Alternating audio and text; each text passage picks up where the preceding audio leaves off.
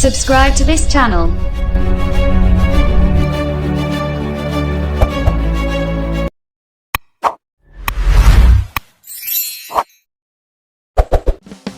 Buenos dias kasangkayan, welcome back to my channel.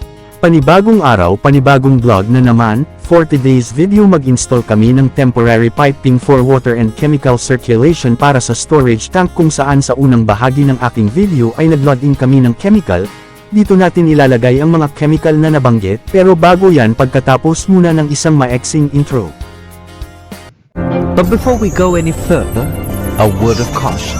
Don't let just the salaries drive your choices. Let your desire drive your choices.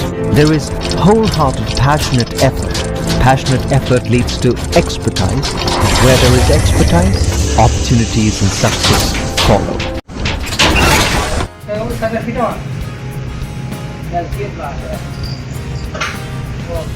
Ang piping installation na aming gagawin para sa storage tank ay pansamantala lamang para sa water and chemical circulation. Ang purpose nito ay simple lang, water and chemical must mix together. Maglagay din tayo ng centrifugal pump sa tamang kapasidad, 10 horsepower, enough capacity to circulate the water para sa 3,130 cubic meter sa loob ng storage tank. Approximately circulate natin ang system for 3 to 4 days para ma-ensure na ang chemical mix properly.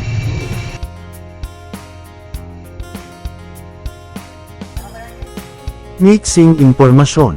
Ang storage tank ay isang uri ng tangke na ginagamit sa mga industrial facilities para pag-imbakan o pag-iipunan ng tubig para sa mga water supply. Sa aming system, ang storage tank ay para sa HVAC or heat ventilation and air conditioning. Ito ang nagsisilbing make-up water para mag-supply ng kakulangan ng water pressure sa loob ng chilled water system. Ang pumps na nag-operate nito ay tinatawag na charging and discharge pump, kung saan ang dalawang centrifugal pump na ito ay siyang nag-distribute ng kakulangan ng tubig depende sa naitala ng sensor na nakakonect sa closed-loop piping system.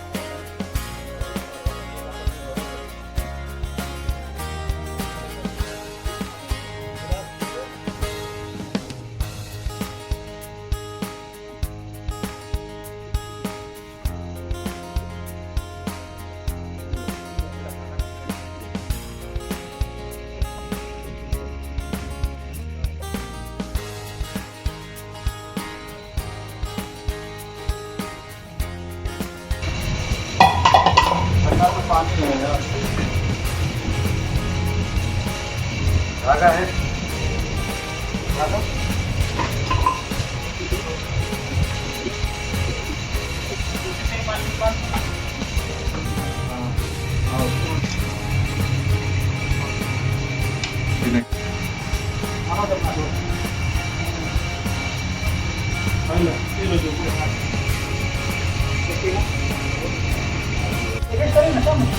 नहीं तो देना ना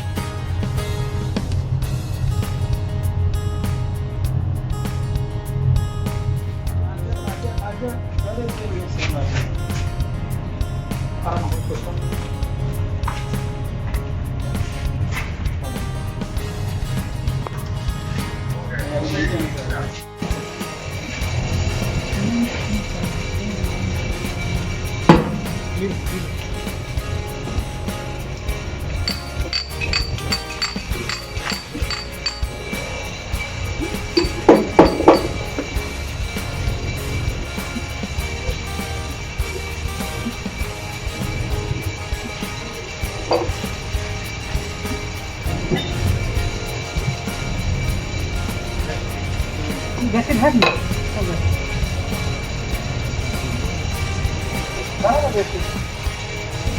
नहीं गैसेट भरा है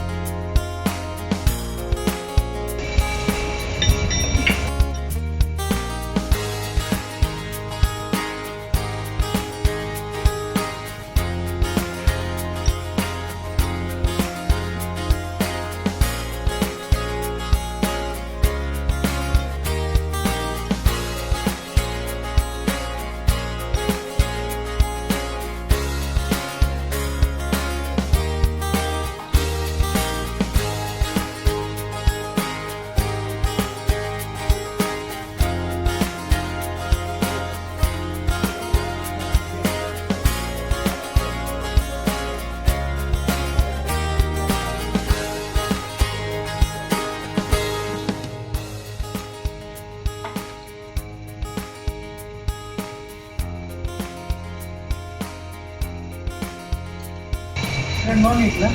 Right?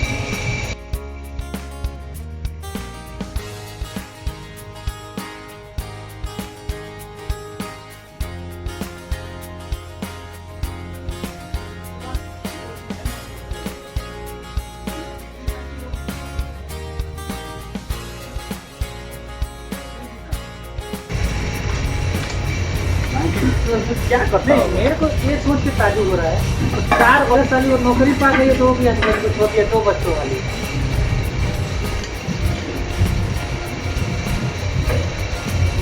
अभी देखो Tapos na tayo sa suction line connection, isusunod natin ang discharge line kung saan almost 15 feet ang taas ng storage tank. Doon natin padaanin ang tubig habang nag-circulate from top to bottom line para ma-ensure natin wastong circulation ng system. Magdagdag tayo ng provision at gamit ang nakakabit na gate valve in case na kailangan maglagay ng pressure gauge or air vents kung kinakailangan.